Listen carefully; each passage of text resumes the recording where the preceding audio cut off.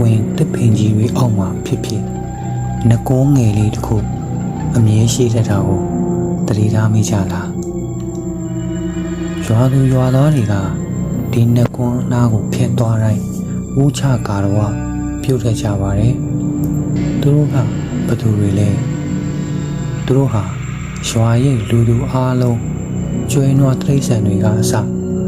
ဆောင်းလျှောက်ပေးနေတဲ့မြတ်အမြင်ရတဲ့ရှင်သခင်ရွာတော်ရှင်တွေအကြောင်းပဲ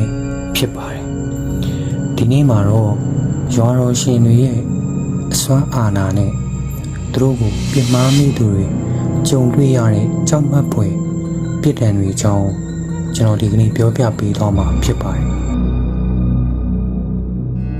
ရွာတော်ရှင်ဒီအဆောင်ရှောက်ရွာတော်ရှင်ဆိုတာအများအားဖြင့်အဲ့ဒီဒေသမှာ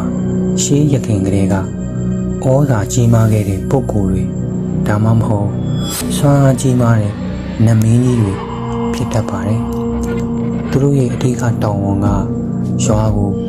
ပြင်ပကကူးစက်ရောဂါတွေမဝင်လာအောင်တကူးဓမြရန်ကကင်းဝေးအောင်နဲ့အခြားအပြင်ဘက်ကနာနာဘာဝတွေဝါထဲကိုဝင်မနှောက်ယှက်နိုင်အောင်တိုင်းကြီးတစ်ခုလုံးကာဝယ်ပေးထားတာပါညတကောင်ရဲ့အချိန်ဒီမှာရွာတော်ရှင်ဟာမင်းဖြူကြီးစီးပြီးရွာကိုလှည့်ကင်းလှည့်တက်တယ်လို့ရှိလူကြီးတွေကဆိုကြပါတယ်အဲ့ဒီအချိန်မျိုးမှာခွေးတွေတအုပ်အုပ်နဲ့ဟောင်းတက်ပြီးမတော်တဆပြင်ထွက်မိတဲ့သူတွေဟာရွာတော်ရှင်ရဲ့အရေးကြောင့်ကိုတွေ့မြင်ခဲ့ဘူးလို့ခိုင်မာယုံကြည်ကြပါတယ်ဒါပေမဲ့ရွာတော်ရှင်တွေကကာဝယ်ပေးသလိုစီကံဖောက်နေလေအဖြစ်ပေးတာအရန်ချမ်းတမ်းပါတယ်အထူးသဖြင့်ရွာပြင်ကလာတဲ့အဲ့ဒီတွေအနေနဲ့ရွာရဲ့အလေးထားကိုနားမလည်ပဲနှကုံးကိုစော်ကားမိတာရွာထဲမှာအချင်းစာရိတ္တပြက်ပြားအောင်နေထိုင်တာမျိုးလုံးမိရင်ချက်ချင်းအမျက်တော်ရှာတတ်ပါတယ်ပြစ်ဒဏ်တွေကတော့အမျိုးမျိုးပါပဲအကြောင်းမဲ့ဖျားနာပြီးစီးပညာနဲ့ကိုသားလို့မရတော့တာမျိုးသွေးအန်တာမျိုးဒါမှမဟုတ်ရွာထဲကနေပြန်ထွက်လို့မရအောင်လမ်းတွေပျောက်သွားတာမျိုးဖြစ်တတ်ပါတယ်တချို့ပြင်းထန်တဲ့ဖြစ်ရပ်တွေမှာဆိုရင်ကာယကံရှင်ကိုယ်တိုင်နှက်ကွန်းရှိမှာတောင်းပန်ကြောမှသာအသက်ဘေးကနေတီတီလေးလွတ်မြောက်သွားကြတာဒူးနေတီရှိခဲ့ဖို့ပါတယ်ဒါကြောင့်မို့လို့ရွာသူရွာသားတွေဟာနှစ်စဉ်နှစ်တိုင်းရွာတော်ရှင်အတွက်နတ်ပွဲတွေပေးတာ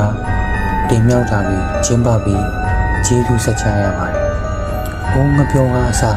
မိမိတို့ရွာရဲ့ထွက်ကုန်တွေကိုပူဇော်ကြပြီးလာမယ့်နှစ်တွေအတွက်လည်းဘေးရန်တွေခင်းမှုဆုတောင်းကြပါတယ်။ဒီလိုပူဇော်ပါသမှုကိုပြက်ကွက်တဲ့နှစ်တွေမှာရွာမှာမိုးကောင်းတာကရောဂါစိုက်တာမျိုးဖြစ်တတ်တယ်လို့လည်းရှုံကြည်ကြပါတယ်။ရွာတော်ရှင်ဆိုတာကြီးလက်လူနေမှုဘဝရဲ့ခွဲခြားလို့မရတဲ့ယုံကြည်မှုတစ်ခုပါပဲ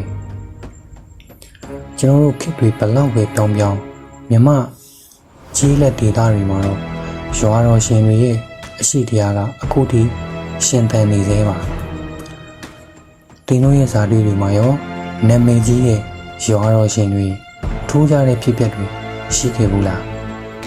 ကဲကိုမမှာအားလုံးဖတ်လို့ရအောင်ဝေမျှပေးသွားပါဦး